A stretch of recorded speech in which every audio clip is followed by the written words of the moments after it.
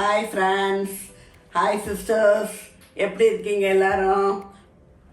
நான் உங்களுக்கு இன்றைக்கி டிஷ்ஷு ஒன்று, ஸ்பெஷல் டிஷ் ஒன்று இன்ட்ரடியூஸ் பண்ண போகிறேன். நீங்கள் சப்பாத்தி, இட்லி, தோசை எல்லாத்துக்குமே நீங்கள் தொட்டுக்கலாம். இதுக்கு பேர் வந்து மைசூர் சட்னி. என்னோடய சிஸ்டர் வீட்டில் மைசூரில் பண்ணுவாங்க. சரி, அதை உங்களுக்கெல்லாம் இன்ட்ரடியூஸ் பண்ணலாம்னு சொல்லிட்டு நான் இன்றைக்கி பண்ணுறேன்.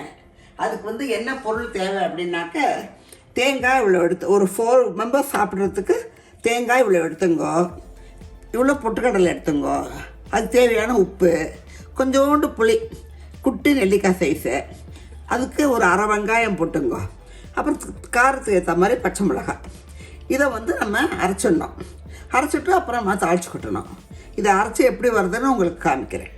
அம்மா, இந்த தேங்காய் எவ்வளோ போட்டிருப்பேன்? தேங்காய் ஒரு சின்ன மூடியானா ஒரு அரை மூடி ஒரு மூடியில் அரை போடலாம். 4 பத்தை இருக்குமா? பெரிய 4 பத்தை இருக்கும். 3 பத்தை இருக்கும். அதுக்கு எவ்வளோ வெங்காயம்? வெங்காயம் அரை வெங்காயம் போடும். மீடியம் வெங்காயம் அரை வெங்காயம் போடும். அரை வெங்காயம்? ஆமாம். காரத்துக்கு பச்சை மிளகா நான் 4 போட்டுருக்கேன்.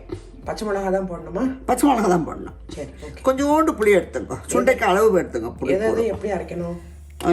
எல்லாமே ஒன்றுச்சு போட்டே அரைக்கலாம். சரி, ஓகே. எல்லாம் ஒன்றுச்சு போட்டோம், ஒன்றும் பிரச்சனை இல்லை. வெங்காயத்தை போனால் நீங்கள் அப்புறமா போட்டுங்க. தேங்காய் முதல்ல ஒரு சுற்றின்னு இருக்கும். தேங்காயும் பொட்டுக்கடலையும், அப்புறம் வெங்காயம் போட்டுங்க, பச்சை மிளகா போட்டுங்க, எல்லாத்தையும் ஒன்றிச்சு அரைச்சிக்கலாம். எப்படி கெட்டியாக அரைக்கணுமா, தண்ணியாக அரைக்கணுமா? கெட்டியமாக தான் அரைக்கணும். தண்ணி அரைச்சானுக்கு அந்த வெங்காயம் சேர்த்ததுனால அது கொஞ்சம் தனியாக ஓடும். நாள் நிற்குமா? அது நிற்காது உடனே. இந்த சீசன் தான் உங்களுக்கு காத்தால பண்ணி ராத்திரி வரைக்கும் சாப்பிட்லாம். நாளைக்கெல்லாம் நிற்காது. சரி, ஓகே. ஆமாம், ஓகே. இது ரொம்ப டேஸ்ட்டாக இருக்கும். உங்களுக்கு பச்சை வெங்காயம் உடம்புக்கு சேர்த்துக்கிறது ரொம்ப ஹெல்தி. அதனால் இதை நீங்கள் பண்ணலாம். அரைச்சிட்டு காமிக்கலாமா? ஆமாம், ஓகே. ஃபஸ்ட்டு தேங்காயை போட்டுங்க. தேங்காயும் பச்சை மிளகா போட்டுடலாம், பொட்டுக்கடலையும் போட்டுடலாம். ஒரு சுற்றிட்டு ஒரு கொஞ்சம் மசிஞ்ச அப்புறம் நம்ம வெங்காயம் போட்டுக்கலாம். ஏன்னா வெங்காயம் கொஞ்சம் தண்ணி விட்டுக்கிறதுனால இது கொஞ்சம் போடுறானோன்னு உப்பையும் போட்டுக்கலாம். எப்போனா போட்டுக்கலாம், கரைஞ்சிரும். நான் இப்போவே போட்டுக்கிட்டேன். புளியும் போட்டுருக்கோம். வெங்காயத்தை மாத்திரம் ஒரு சுற்றிட்டு போட்டுங்க. இப்போ நான் ஒரு சுற்றுன்னுட்டேன். எல்லாமே மசிஞ்சு எடுத்தேன். இந்த ஸ்டேஜில் நீங்கள் வெங்காயத்தை போட்டுருந்தீங்கன்னாக்கா சீக்கிரம் ஆகிடும். இல்லைன்னா ரொம்ப வெங்காயம் மசிஞ்சிருச்சுனாக்க அது ஒரு மாதிரி ஆகிருக்கும். கொஞ்சம் கொத்தாக இருக்கிற மாதிரி இருந்தானாக்கா தண்ணி விடுவேடா. இப்போ இது எவ்வளோ தண்ணி விட்டுக்கிறதுன்னு பார்த்து நம்ம தண்ணி ஊற்றினா போகிறோம். சரி, ஓகே. இப்போ பாருங்க, வெங்காயமும் நல்லா மசிஞ்செடுத்து, எல்லாமே சேர்ந்து மசிஞ்செடுத்து, இப்போ தண்ணி தெளிக்கிற மாதிரி ஊற்றினா போகிறோம். ரொம்ப வேண்டாம், இவ்வளோ ஊற்றினா போகிறோம். இல்லை, எனக்கு ஒரு டவுட்டு. தோசை, இட்லி, சப்பாத்தி எல்லாத்துக்குமே ஒரே கன்சிஸ்டன்சியா? ஆமாம், ஒரே தான்.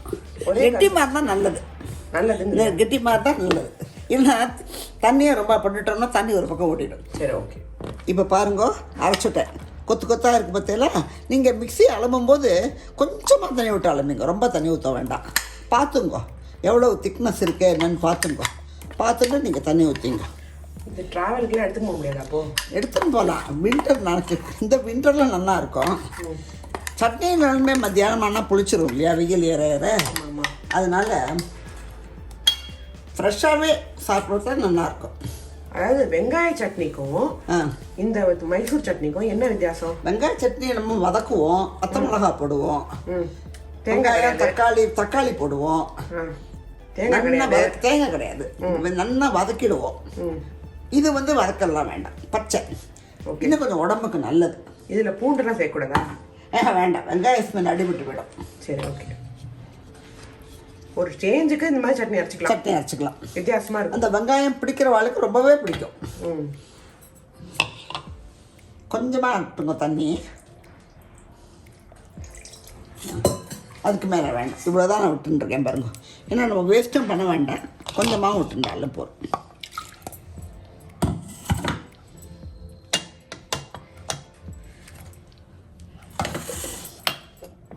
தாளிச்சு கொட்டுவிடா? ஆமாம், தாளிச்சு கொட்டணும். ஏன்னா தேங்காய் எண்ணெயில் கடுகு உளுத்தம் பருப்பு.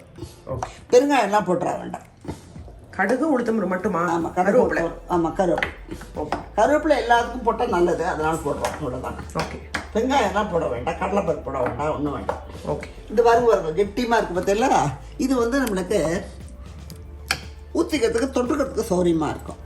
பாருங்க, கடுகு, உளுத்தம்பருப்பு, கருவேப்பிலை, தேங்காய் எண்ணெயில். வேறு ரிஃபைண்ட் எல்லாம் கொட்டிடாதீங்க. தேங்காய் எண்ணெய் கொட்டினா தான் நல்லாயிருக்கும், உங்களுக்கு சுவாதாக இருக்கும். பெருங்காயம் கிடையாது. பெருங்காயம் கிடையாது. கொஞ்சோண்டு வேணால் நீங்கள் இதை வேறுனா விற்பகரண்டி அளந்து வச்சுங்க. எண்ணெயும் வந்துடும், உங்களுக்கு கொஞ்சம் சேர்ந்து வந்துடும். தேங்காய் வெங்காய சட்னி ரெடி. நீங்கள் பண்ணுங்க, சாப்பிடுங்க, எனக்கு ஃபீட்பேக் கொடுங்க. இட்லி, தோசை, சப்பாத்திக்கெல்லாம் ரொம்ப நல்லா இருக்கும். நீங்கள் மசாலாலாம் பண்ணணும்னு அவசியம் இல்லை, இது போதும்.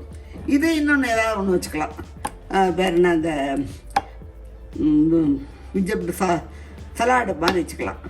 அதுவும் நல்லது. உங்களுக்கு நல்ல கேரட்லாம் நல்லா க்ளீன் பண்ணிட்டேன்னாக்க பண்ணி காமிச்சிடலாம். ஆமாம், கேரட்டு, பீட்ரூட், வெள்ளரிக்காய் எல்லாம், வெங்காயம் எல்லாம் போட்டால் இன்னும் ரொம்ப நல்லது.